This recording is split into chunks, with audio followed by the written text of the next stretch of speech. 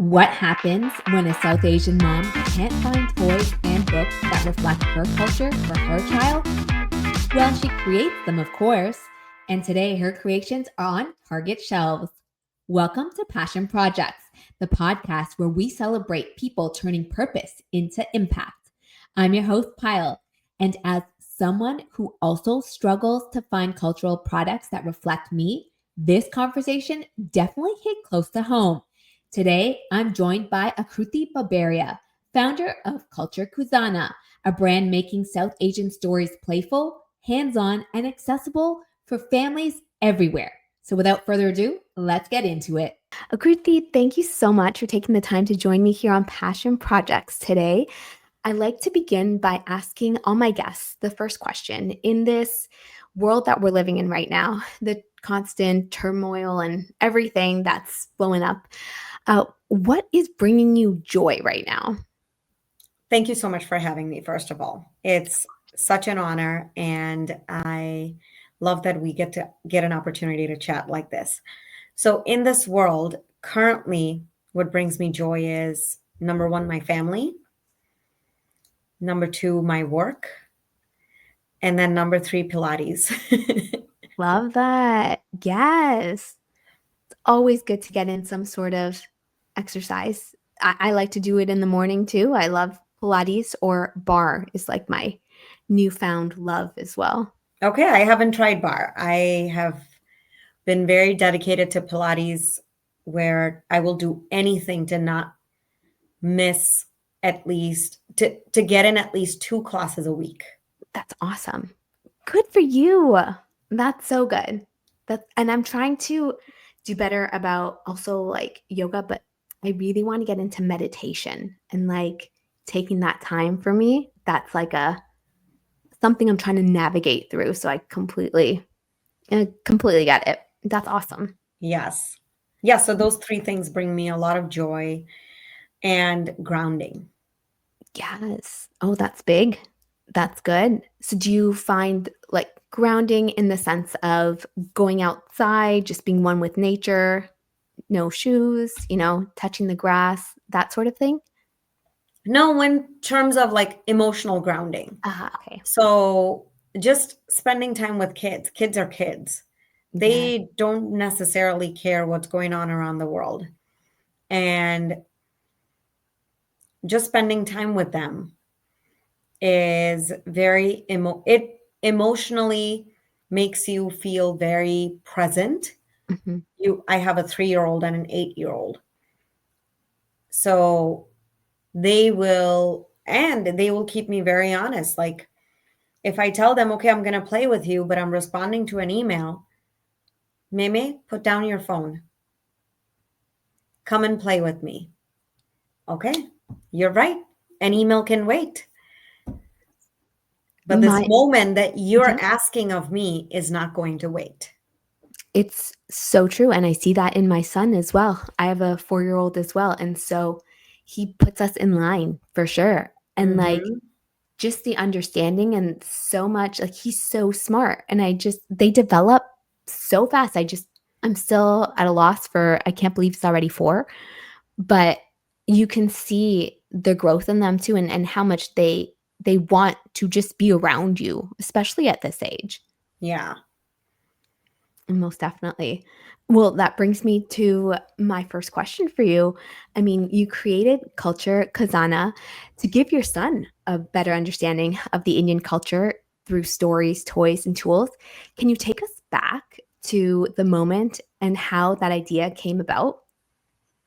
Absolutely. So, um, when my son was born, like to anyone who's had a child, it changes you in a way that you can't explain, and you start to think back to your upbringing. You start to think back to, okay, what is it that you want to take from it? What is it that you would want to do differently? It just makes you question a lot of things. It brings a flurry of emotions. And one of those that really stuck to me was when I first immigrated and I went to high school, a very tough age. because I went in 11th grade. Yes, So that's it tough. was a very tough age, very tough time. I remember not being very accepted for who I was. Not by everybody, but you remember those people, right? Mhm. Who kind of thought you sounded very funny, your lunch was very different, you dressed very different, and I didn't fit in.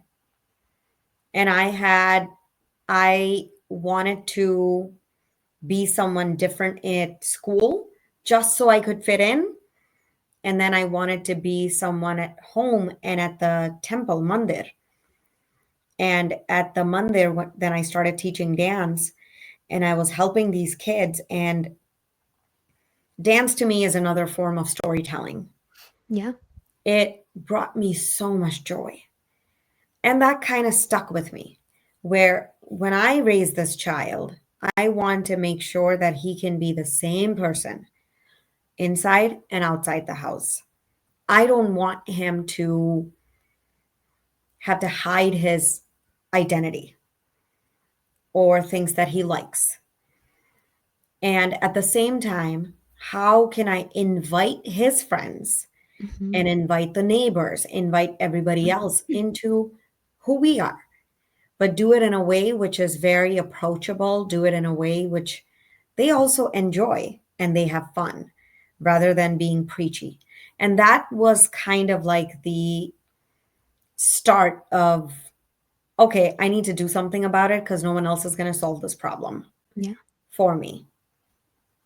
I feel like you identified that gap and you were able to fulfill it. And how did that resonate with, did you see a shift and change in the perception from what your son was learning, but also what he was bringing into the classroom?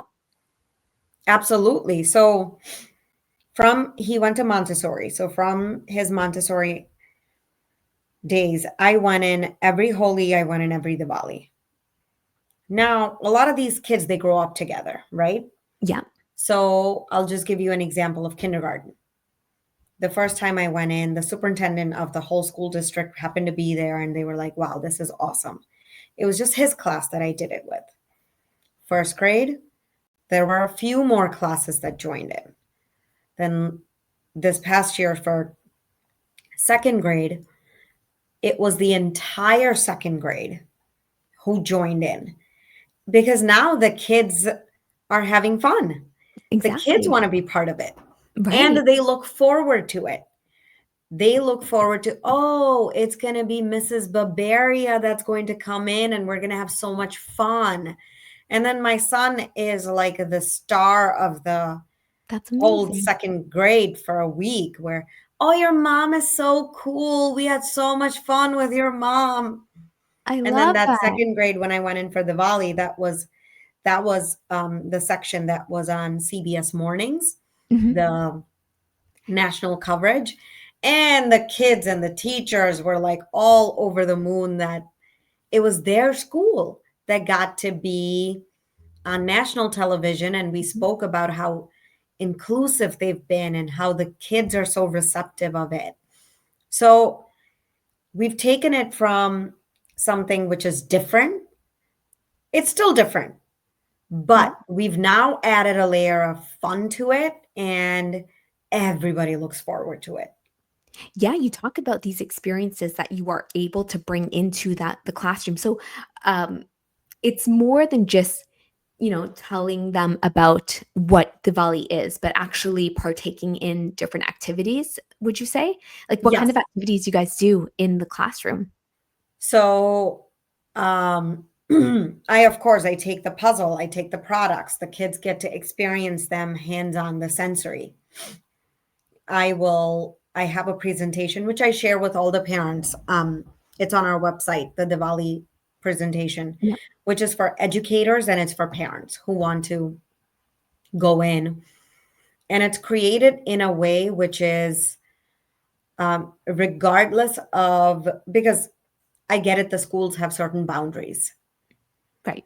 The schools, whether you like it or you don't, the schools have certain rules that you abide by when you go in and you share a cultural or a religious holiday.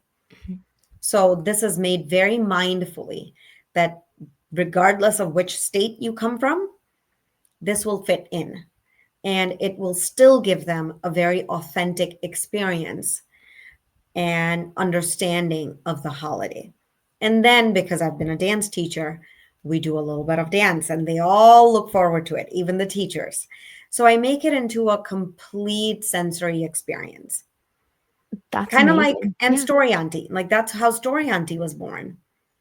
I Because was just going to ask you about Storianti actually and how you embrace Storianti and what that means to you and why the storytelling of Storianti has become such a central pillar of your work. it started in 2020. COVID hit. Originally, I didn't start out with puzzles and games and toys. It was books, which I was a distributor for. They weren't the books that I wrote, but I curated them. I went to India, I met with publishers, and I picked the ones which I thought were appropriate for children here. And when COVID hit, majority of my clients who were libraries, schools, museums, everybody shut down. I had no business overnight. That's when I couldn't figure out yet. This was during the time where I really was trying to figure out what do I do? And I was potty training my son at the same time. Oh my So gosh. I started telling him stories. Mhm. And I noticed he's like, "Can you tell me one more? Can you tell me one more?" And now all of a sudden, potty training wasn't a chore. He looked forward to it. Then I thought, okay, I just recorded one and I put it up on Instagram. So many parents messaged. Then I recorded another. Then I started doing a series. And that's how it kind of came about as my way of sharing these stories. And then I had the idea for the puzzle because Mhm. Rangoli was such a big part of my growing up Oh, and what yes. we used to do as kids every Diwali, every holiday actually. My grandmother would do it for every religious holiday. And even if something good was happening, she would do it. Um, and we couldn't do it. I'm on the East Coast and we generally have snow. Yeah, And where are you going to do it outside here? The wind's going to blow it away. It's just not the same. exactly. So I felt like the kids here were missing out on it. And I thought, okay, what if I turn this into a giant puzzle? Because also, this is the age when my son was introduced to puzzles. Mm, And I saw, okay, he is really into this. Now, what if this puzzle could mean something more than the farm animals? right.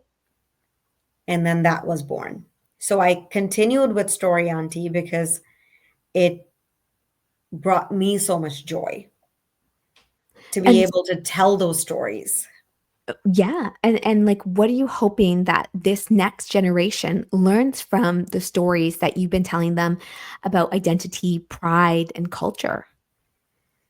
So, when I do the stories, they're about either the festivals, they're about some cultural moments, or they're about even the recent one I did was I had a series on some games in India, like Mancala. It's an old game. Mhm. There's carom board. So many South Asian families have a carom board. I did. I had one. Loved Yes, it. Loved it. correct. But then the story behind it. Yes, So it's exactly. a way, and I try. I don't know if I always succeed. I know there are times when I don't, but I really try to make it relatable to them because they are not growing up with these things. Exactly. So, how do we make a story which is foreign to them for all purposes? A lot of these things that we talk about takes an effort. It's not part of their pop culture. It's not part of the culture of their schools or their friend circles or anything. So, how do we take those things, make them relatable, and make it stick? At the same time, they get excited about it. So, that's kind of what I try to do with every story. Well, I want to take it one step further because I feel like I, as an adult, have learned so much from your stories as well. The significance of Guru Punima, and I saw the story that you were talking about, and I didn't know that how it came to be because I know my grandma follows it and she, does the required things for it, but like the origins of the past and how you bring it to life, I was like, oh, okay, this, I understand it more because you say it in such a way that is both relatable and both just allowing us to really understand from a different perspective too. Mhm. This is not the perspective that our ancestors would teach us. So that really opens things up, especially in and on social platforms as well, like a great avenue to go about doing that. Thank you. Thank you. Because I really try. And that is one of the feedback that I do get is parents enjoy it as well. Yeah. Because, and that was never my intention. It was a byproduct that it ended up being a moment of connection between the parent and the child. As they share this, now you have such a strong, powerful moment where you're both learning something together. And I absolutely love that. Like that, because just like you, I want to instill more of, my Indian culture in my son. Most definitely. I want him to grow up understanding the origins of what who we are, Yeah, And that so leads me to yeah. it was a total by I went in with the intention of how do I connect with the kids? Yeah. Because now I don't have the books, I don't have this, I don't have that. And I was doing a lot of live workshops and I loved working with kids. So, how do I continue that relationship with them? Even though I may never see them again, but at least they get that. Right. And that's how Story Auntie really started. But now it's turned into something where it's also for the parents. And do you get requests now of like, "Hey, can you talk about this story?" Or does that happen or not? Yes, You're yes, I do. fantastic. I do. And I try to do the best that I can. For sure. But one of the things that I try to be very mindful of is I don't want to sound like Wikipedia. Yes. The purpose of this is not a Google search. The purpose of this is you're listening to somebody, they're inviting you in. Mm. And I can tell when I've recorded something and I'm not happy with it.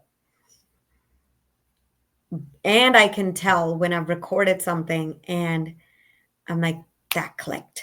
Yes. It's, you can't always click every single time, but that is the intention every single time. And now I'm Totally. starting a new series. Um, I want to work on it this week and I film it with, I haven't even told my son that he will be part of it, but I start a new series, Story Auntie with kids. Oh, yes. So I want to have a child come in. I don't know. I will see if I can do it once a week, Yeah. but I want to invite a child and have a conversation and then go into a story to see what happens. That's That's great. again, I Yeah. am craving that connection with children. And So it's so yeah, yeah, this is a way of, okay, what are they thinking? exactly.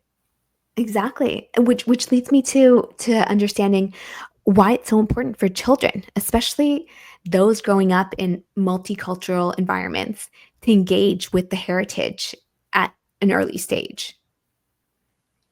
I think at an early stage, and I'm not a psychologist, I have no behavioral science background, but as a mom, what Yeah. I've noticed with a lot of children, and I've worked with a lot of children through my dance. I was a dance teacher for 15 years, and now through Culture Khazana. What I've really observed is children, when they're really young, they don't have certain biases. And we start to form biases. Also, forget just biases, they're very open minded. All Yeah. they want to do is they want to have fun, they just want to have a good time. So if we can speak their love language, which is play, we can speak, come to their, meet them where they find something fun, then we're able to share something with them, which as we get older, we formed our opinions, we formed our biases. We do tend to get a little bit closed off. It gets harder. Yes. And I love that we do it with intention with the kids when you're teaching and you nailed it, like playing. I think that's the operative word too. Like they all they want to do is play. All and there's I find that at times we kind of strip them of their innocence, but they're so innocent and all we want to do is, help them grow, help them succeed. Hmm. And by putting together a part of our culture into our work, into the play, I mean, that all bodes well. Yeah. So I don't do a lot of tables, like go to events and sell, Mhm. but I will do at least a few every year because I want to see how kids of all backgrounds, of Yes. various ages, are interacting in a very organic setting. And what have you noticed when you've done some of these tables? So I'll give you an example of the last one that I did. It was a holy event at Brooklyn Children's Museum. Mhm. It was in May because, of course, our weather doesn't permit a lot of things in March. Yeah. So it was in May, and we wrapped up, like everybody left. I had to beg these kids, can I please go home? Because they would not stop playing with the sand art kit. I packed up all the kids, and then guess what? The kids are just playing with the sand. Oh my gosh. So to a kid, what I've realized, and I haven't marketed it outside of the South Asians as much. Mhm. Um, and we can get to it later. But Yeah. what I realized when I observe these kids is someone from a South Asian household, generally it's the mom or the dad or the aunt or the uncle, they will point out, oh, Rangoli, remember we do it for Diwali? Yeah. It doesn't click to them. To them, it's like, oh my God, this is so fun. Let me play with sand. Let me play with this. Let me make this fun craft. Now, have someone who's non South Asian, they come in, they don't know what it is. They will start making it, and I will start talking to them. You know, this is a Rangoli. Oh, this is so beautiful. I love. And now they're learning, Mhm. but the purpose of this for them was to play. And that's what they're doing. They're enjoying the sensory play. And they end up going back and being like, I just made a Rangoli. Yes. So I really hope to continue making products that where it's not in your face preachy, Mhm. play and fun have to be the topmost. The art has to be authentic, and then they end up learning about it. That's amazing. I love that. And we'll definitely get into this more, but how do you go about kind of creating the art that's involved as well? Like, do you go about printing your own Mongolis and then creating that puzzle for it and then putting it together for manufacturing? So I do work with graphic designers. I cannot draw to save my life. Me neither. I got you. I'm I with you. I generally have a very good idea of what I'm looking for. And I have been fortunate to have some amazing designers who now we both know. We know exactly what we're going for. And also, then there are some tweaks that have to be made. Like we get a sample done, then comes back and we're like, this just doesn't look good. Or this, it might look like a great piece of art, but when it turns out to be a puzzle, you're asking a child to put a puzzle together and you're realizing, oh, there's no way for them to tell what piece goes where Yeah. because you focused. And this puzzle in the back, Right. this is the fourth iteration because Wow. that's what happened in the first three iterations where I realized as I was having my son put it together, he did, but I watch him and I'm like, wait a minute. There's no pattern recognition. Mm. I focus so much on working with a designer to make a beautiful lip and art. But at the end of the day, it has to be a puzzle. Yes. So that's the fine balance between then when we do like the sand art, I have another product which is coming out. I don't have I do have a sample on me. This will be the first time someone's going to see it. Oh, yay. This is a done Exclusive. sample. I had a kid Beautiful. put it together. So it's a wooden board. You can paint or you can pour sand in it. And if you pour sand in it, you can dump the sand out and you can redo it. Nice. But it's a paint and sand 2-in-1 kit, which hasn't been done before. Right. Yep. And again, so as we're making this, we learn the edges have to be certain height. Like it goes into then the technicality of how a kid's motor skills are and Yes. what are they going to be able to do. You want it to be fun, a little bit challenging, but you don't want it to be frustrating. Right. So that's true. kind of like the product design part of it, which I've learned from hits and misses. I did not go to school for toy design, but yeah. But it's all learning for sure. I mean, that's great though. Like, Mhm. it's all trial and error for sure Correct. to get it right where Mhm. you want it. I mean, from an idea born in your home to now being featured on like Target.com and Nordstrom. Uh, what's been the biggest surprise or lesson from now scaling your business? So a big lesson for scaling is I really have to focus on my numbers. Mm, And that's on me. yeah. I am so focused on the product that sometimes then with scaling, you have to scale in a profitable way. Yeah. So then when I put my business hat on, I have to think about how much is this costing? How much will a customer pay? What is my margin? So I have had to learn to get better at these things where you keep it where it's still affordable, approachable price. You have enough profit margin, but you don't indulge in the product making so much that by the end of it, it makes no sense. The pricing of it makes no sense to you or the consumer.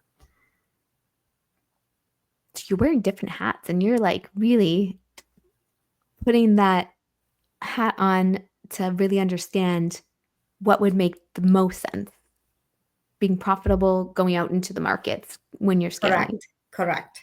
And it took me a few years to really understand that. In the beginning, when I made the first couple products, it was just, I did not understand that aspect. Right. But then, as you want to get into retail asks you for your margin, retail takes a certain percentage off. Like everybody loves it's For a lot of small businesses, it's the holy grail, right? You want to be Mhm. in retail on the shelves Yep. or on .com. You want to do that, but you want to do that profitably. Right. In the beginning, I said yes, and I pitched to whoever that made sense to me. Mhm. But then as I started working with them, now I'm working on pulling back on a certain relationships which are not profitable. They are great platforms, they're great retailers, but the margins just don't add up for me because on the back end, what a lot of people, till you don't get into it, realize is you have to pay for a connection, you have to pay for that maintenance. Your fulfillment is going to look very different, so you have to pay extra for that. Plus, you have to give them whatever 40, 50, 60, whatever percentage that you've Yeah. negotiated percent off. By the end of it, what are you left with? So, does it even make sense? So now I am kind of trying to make our operational efficiency a little bit better. Yeah. Well, here's the other thing too, like tariffs, inflation, and supply chain delays having changed the way many small businesses are now operating. How has that affected the reality that you guys are in right now? It's kicking my butt. Yeah. Good. Um, I will give you a very real example.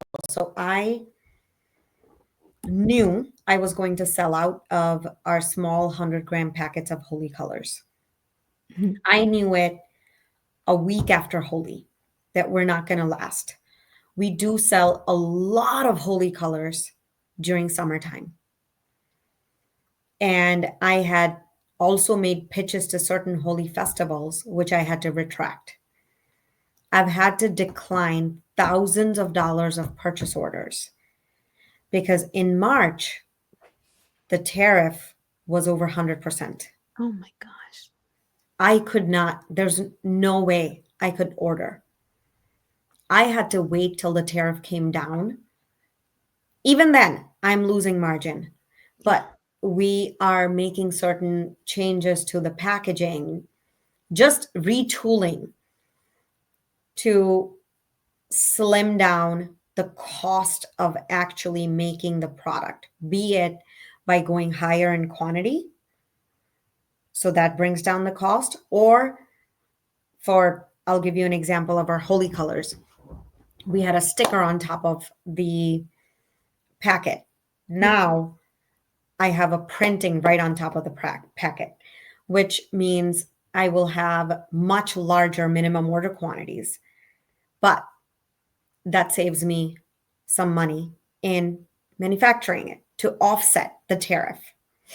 So I've had to go back and I've had to do a lot of things. But yes, have I lost revenue because I could not reorder um, and restock in time? Mhm. Absolutely. I've lost thousands and thousands of dollars in revenue because currently I'm 100% sold out of 100-gram packets. And we're not even done with the summer.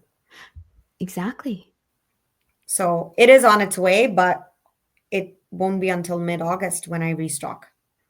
But you've been able to like shift your strategy for sure. Barring the way that the market is, has it been difficult in terms of finding? Have you had to find manufacturers now in the United States or wherever you are currently getting your supplies? So I cannot find manufacturers in the United States. Mhm. I am such a small player Yeah. that Yeah.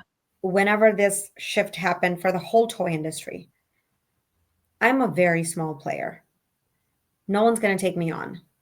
And I cannot afford the pricing of the United States. Um, and also, the manufacturers whom I've worked with, Mhm.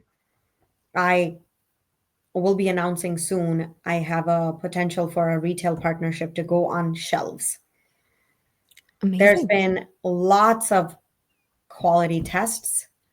I've submitted the product. This is what it's going to look like.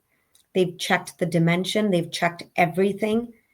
I can't, if I change manufacturer and it doesn't look exactly the same, that's not going to work. Yeah. And this might be the biggest milestone. I shouldn't say might, this will be the biggest milestone when it happens for a small company like mine to be on the shelves like this. So I have had to be very mindful Mhm. of that as well. Like, instead of I've had to solve the problem twice. One is short run and Yeah. one is long term. And both led to, let's keep the manufacturing the same for now, Mhm. pay the tariff, and then we will see if there needs to be another long term solution. Definitely. Yeah. Well done on the pivots. You've been able to maneuver for sure. For Yeah. sure. Well, what does it mean to you, to an immigrant mompreneur in the children's media and education space? Wow, that's a very loaded question. Yeah, that's true. I think in the current phase that I'm in and the current environment, in this space, one of the things that I really try to maintain is to stay as authentic as possible. When I'm sharing, I don't want to create products which are watered down. Mm, I don't want to tell stories which are watered down. Yes, I may make them relatable. I may bring it back to something that happens here in children's lives that they can relate to, but I do not want to give them cultural light. yeah. So, in what it means to me is to stay authentic, remain approachable, and remain very inviting at the same time. And that's a very hard balance, but that is something that I really strive for. And how do you balance, I guess, the work life balance, being a mompreneur and, doing this business? I know it's a family business as well. So I love that everyone's involved at some capacity or the other. Mhm. Balance, there's someone who I highly regard, Shilpa, Shilpa Shah. And I had listened to her once. She was on a webinar and she said balance is bullshit. Mhm. I so agree. And then I had, there are a bunch of women who've really made an impact, who've been able to do so much, live their ambition, live their purpose. And they also have families. And one of the other ones said, women can have it all. You just can't have it all at the same time. And Mm, that is not just women, that is, I think, everybody, right?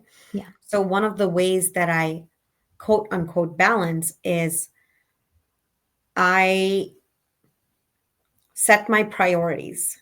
If my priority is, okay, a kid is sick, I cannot get this done, that's what's going to happen. Mhm. And at this given time, this is what needs me. If come September, October, when it's the season, September, October, November, I don't feel, yes, I do feel a little guilty, but I'm working 12, 13, 14 hours a day because that is what I need to sustain the business. There's never been a vacation where I have not taken a phone call. I haven't logged on, and that's fine. Yeah. But at the same time, I feel like that is the balance, right? That I get this choice where I don't have a PTO, that I can only take these many days off. So this is what offsets it, is I got to put in a little bit of work because kids here, your mom's able to take you all these places and we're all able to go all these places and I'm able to take a random Wednesday and take you to the zoo or whatever it is, right? Right. Because this flexibility allows for it. But there's a flip side to that flexibility. Definitely. I had one of a long time broadcaster in sports, Kristen Ledlow. She was on my podcast as well, and I asked her the same question as well. And just like you, she has two young ones at home, and she also discusses priorities. Right? It's about balancing. She's a mompreneur as well, and that's how you get it done. You know, if you accomplish one thing today, that's okay. You know, there shouldn't be this stress or burden that's placed upon you as well, but you're getting the job done or you're catering to the needs of your children. Correct. And if some days, if like you've had a hard day and you know you really need to just focus on your work and that is the priority for that day, it's okay if they're having just grilled cheese for dinner Yeah, or they're having frozen chicken nuggets. That's okay. I'm not going exactly. to feel guilty about it. Exactly. It's okay. It's And okay. another thing that helps me find this rhythm between work and life, they're all the same to me because I live my work and I live my life. Mhm. So they're just a part of me, both of them. But having a very supportive partner, Mhm.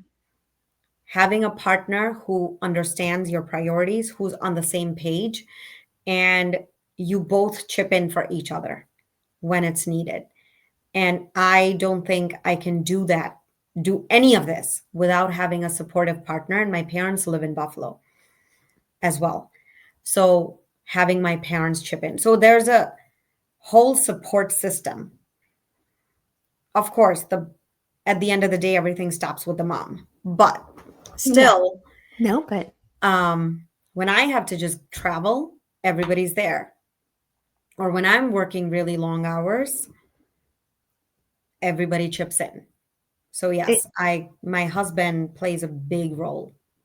and I love that. And at the same time, it definitely takes that village to get to that help is so Oh important. yeah. Without my husband and my parents, we Oh can't we can't manage it. And my yeah. husband also for his work, he travels quite a bit. Yeah. So the same goes this way. He is able to go do that fully, be fully present because he knows I got the home front and my parents help out. Yeah. Same when I'm gone or when I'm mentally gone, I know between the three of them, they've got this. Exactly. Right. So yeah. That helps so much. Hmm. Oh, what's one Indian tradition or story you believe every child, regardless of background, should experience? That's a very that's a very deep one. I so if I just look at my husband and we both grew up very differently. Mhm. He's also I grew up in India, he grew up in India. I grew up in a Gujarati household, he grew up in a Gujarati household. But our upbringings are very different. And I feel I can't really decide for other families what that one story would be, but I feel depending on where you come from or depending on what tradition you've built as a family, there's that one story that you find Mhm. within your family that you pass on to your children.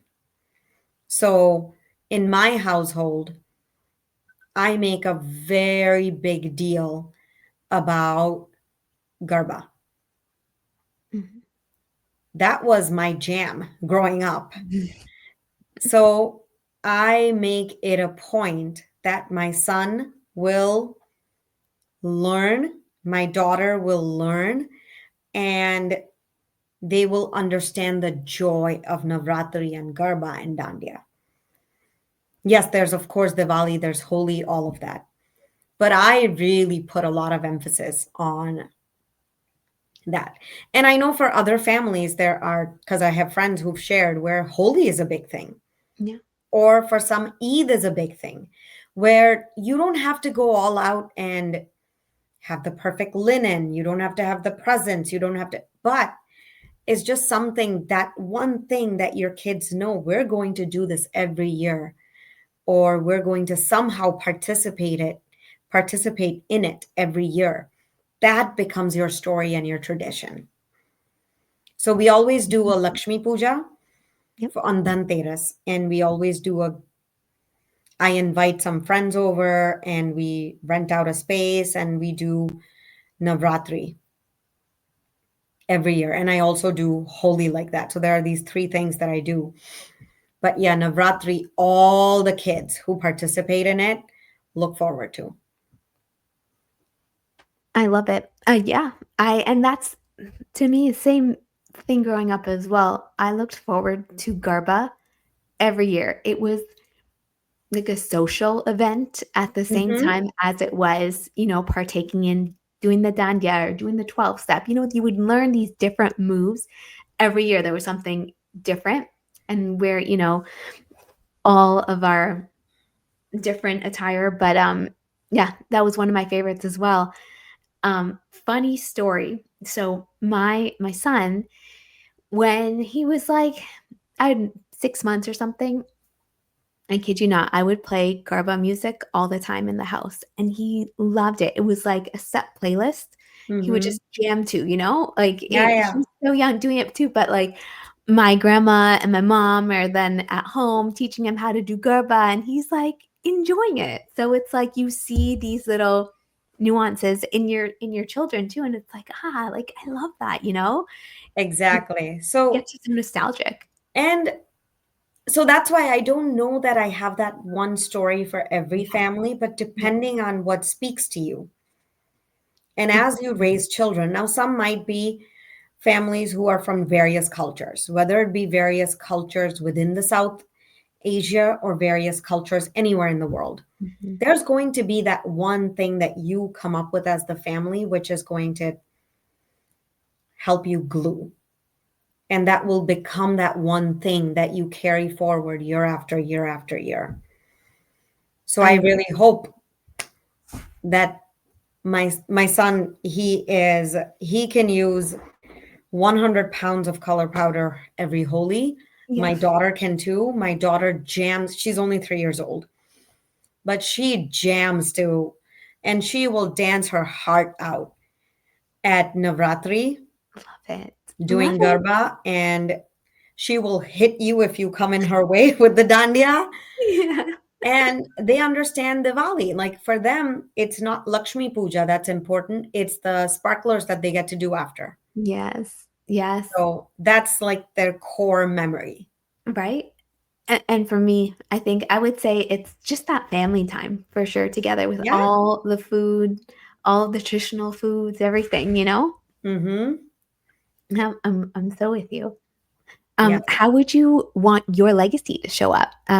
Both in the classroom, library, at home, 10 years from now, would you say? That's a very tough question. For legacy, I just hope, because 10 years from now, the kids who are 8, Mhm. 9 right now are going to be adults, Yeah. right?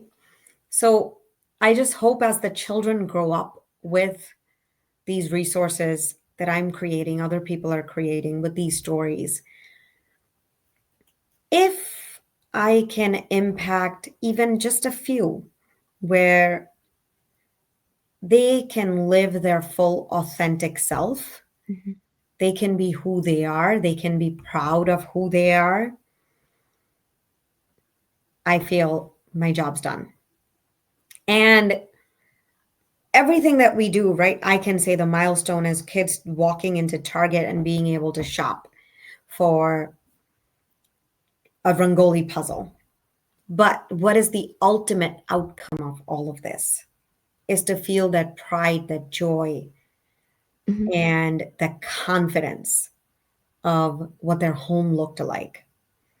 and what it looks like outside, and to be able to carry that.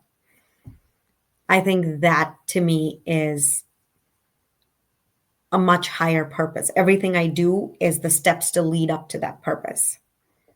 100%. And you bring such a good point up. I feel like when I go into a Target and it is maybe the volley coming up, it when I see all these other holidays, prevalent within the store. But when I don't see the volley, like it makes me sad for sure, because it's like Mhm. I want to, if we're celebrating all cultures, let's celebrate Diwali, right? Let's see, your products out on the shelf out there, and, embrace the stories on the bookshelf as well. And so now when I see that shift and that change, I bring so much pride for me too. I'm just like, yes, finally, there's an understanding, like maybe the world is shifting. Maybe they're really understanding our culture as well as everyone else's. But Yeah, to your point, brings a sense of pride for sure. For sure. correct. For So, anyone, yeah. no, go ahead. That's it. Oh. For anyone who sees a cultural gap in the world and wants to fix it, what is one piece of advice you'd offer them today? I would say just follow that. Don't overthink it. Love it. Don't Love it. overthink it. You see a problem, go out there, try to fix it, and stay true to what you're trying to do.